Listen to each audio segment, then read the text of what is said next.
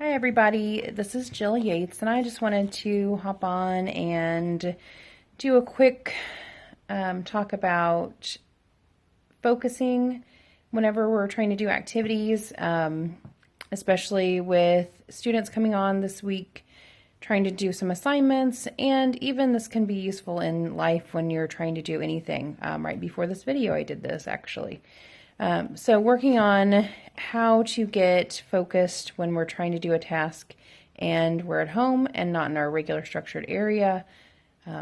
So the first thing that I think is helpful to do is to find whatever space you're going to be using and make it user-friendly. So going to a nice quiet area if you're going to be working on like schoolwork or something that needs your concentration, making sure it has the right lighting, getting a comfortable chair, a blanket if you need one, whatever makes that area comfortable but not so comfortable that you're not able to do the work that you're trying to do. Also, making sure you have everything you need whenever you get started. I always bring a drink, maybe a snack, something to fidget with that's not too distracting. Having all those things at hand so you don't have to get up and leave the area, because once I get up and leave the area, sometimes it's hard to come back.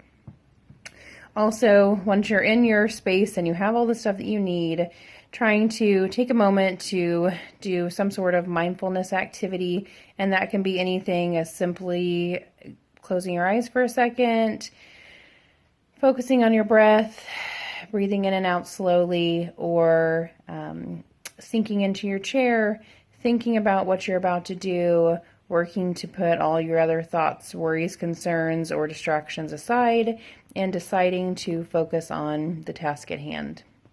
So after you've done that, and if you need to find something for mindfulness, there's a ton of stuff on YouTube. If you just type in mindfulness or mindfulness activities for a certain age, there's a lot of different things you can do, visualizations, body scans, relaxations, things like that, that help to kind of get you started or get focused.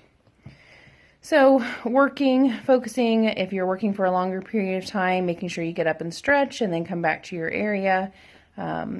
Also, after you finish the task, I think that it's important to get up, stretch, move around, and instead of going into your next task, really work to maybe go outside or get a drink or something that kind of rewards yourself for the work that you've done and lets you transition from that. Oftentimes I might be in my room and my children are outside and I go out and it's straight into the next thing.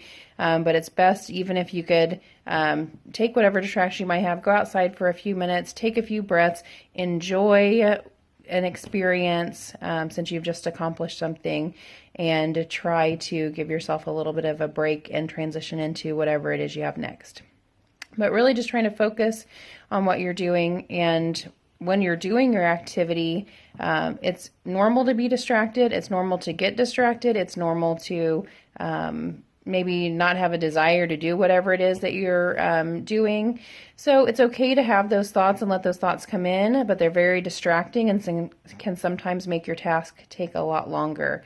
So it's important, if those thoughts or any thoughts besides what you're working on come in, to just notice them and try not to allow yourself to think too much about them or allow yourself to start thinking about other things. Once I distract myself with one thing, it's so much easier to find myself 5 minutes later thinking about a whole new topic. So trying to just notice that and bring yourself back to the task at hand, and reminding yourself that once you get this task done, then you can go on to the next things. Or if there's something really important that pops up into your mind, make a note in your phone or make a note on a piece of paper. So after you're done with this, you can go to it next and you don't have to try to remember it or think about it later. Okay, just wanted to give some helpful hints, hopefully, for getting started on getting some work and things completed. And again, like I said, you can use these for schoolwork, a chore, at home, interactions, whatever it is that you're trying to do. I think it's important to kind of prepare as much as you can and focus while you're doing them, and then disengage whenever you're done. Also, just a quick note about making sure we're making connections. I know that we can't see each other face to face right now, but it is still important to make connections. I FaceTimed many people. There's lots of apps out there that you can get in touch. Just make sure you're reaching out and talking to people. Even though we're stuck at home or around our homes, that doesn't mean that we can't reach out and talk to people. That's an important part of life, and I hope that we are all doing that. Thanks, and I hope you guys have a good day.